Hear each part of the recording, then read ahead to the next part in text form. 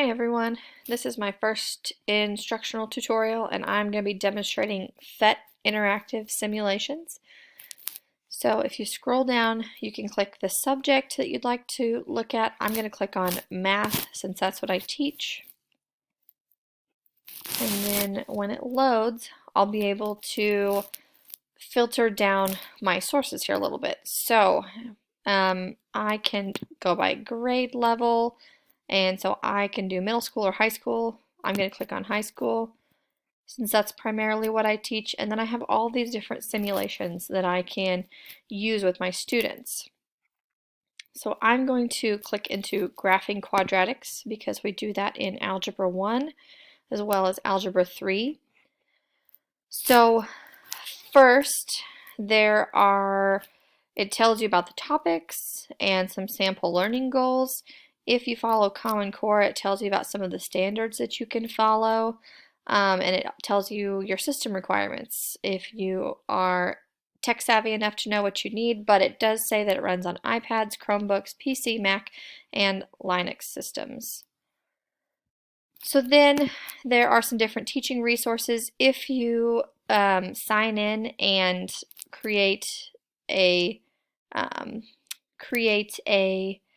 account, so it looks like there's some worksheets back there and probably like a lesson plan. There are some different activities as well. I did find out that you need to filter and make sure that you choose the language that you'd like, and then it comes up with 2 different activities.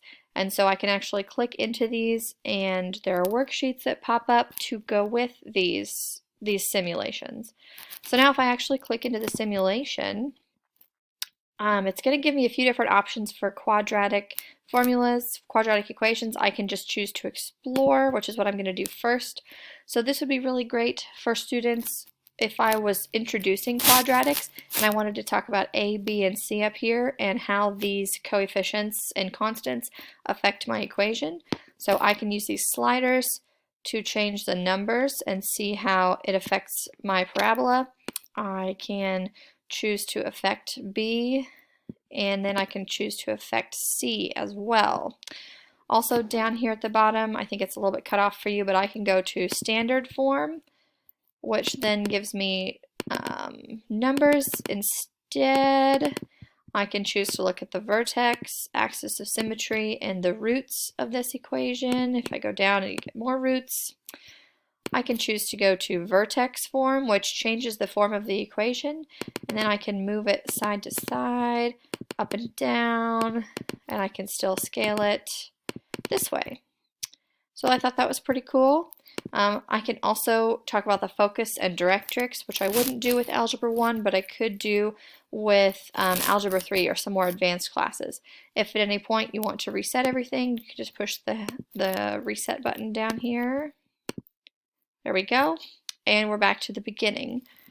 So the different ISTE educational leadership standards I think this follows are 3.3C, which is to inspire a culture of innovation and collaboration that allows the time and space to explore and experiment with digital tools. I also think that this activity falls under 3.1B, to ensure all students have access to the technology and connectivity necessary to participate in authentic and engaging learning opportunities.